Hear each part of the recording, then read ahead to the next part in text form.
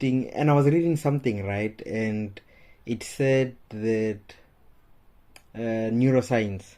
It said that 19.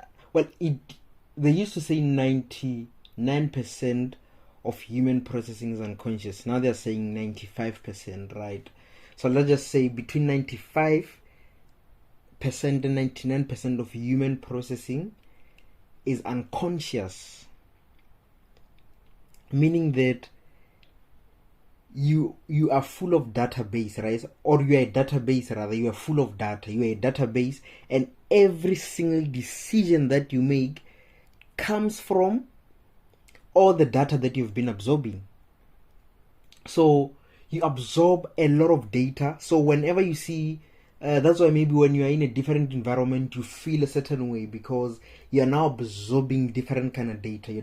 You're absorbing data. So even your decision making process changes a bit, or is affected a bit, right? Because that's how human beings are, which in a way sparked some curiosity on a lot of times when we say that God told me this or God told me that.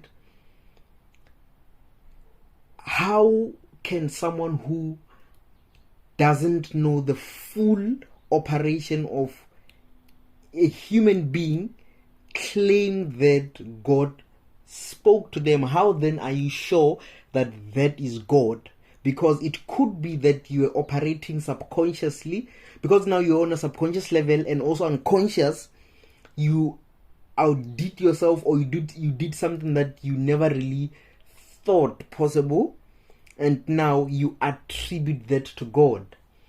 But now your subconscious mind, your mind in general, is capable of that. Your mind is capable of things that you can only, even with your limited knowledge, attribute them to God. So how now do you separate your human ability from God's ability? Because a lot of times we tend to be shallow about this and just attribute human ability to things that we can do consciously, right? Anything that we don't know how to do consciously, we just attribute it to God. Say, God that, God that, God that, God that. But how are you sure? What if a human being, what if when you say God told me, what if that is just a feature of a human mind? What if that's not even God? The God that you're saying has been speaking to you. What if you have not even been hearing him? Because up to so far you have just been operating on supernatural human ability, and then because it is outside your norm, you tend to think that that is God, right? So now, what's the way forward? This is just me. You get to study yourself as a human being. You look at yourself, you observe yourself, when you act, you observe yourself when you think. That is why meditation is super, super, super important and has no equal, in fact, right?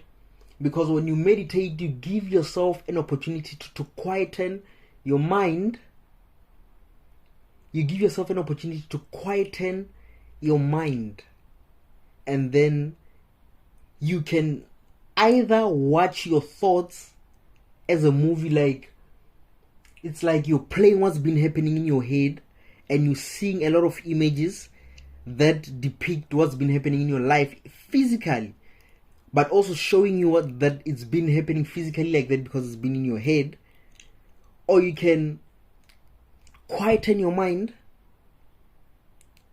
and just be still, be in that state of stillness where you've quietened your flesh, your five senses. Just to be general, your five senses, you've quietened them, and you are in a still space, still environment, still atmosphere. You're not thinking anything, you're not smelling anything, you're not tasting anything, you are just still. and observe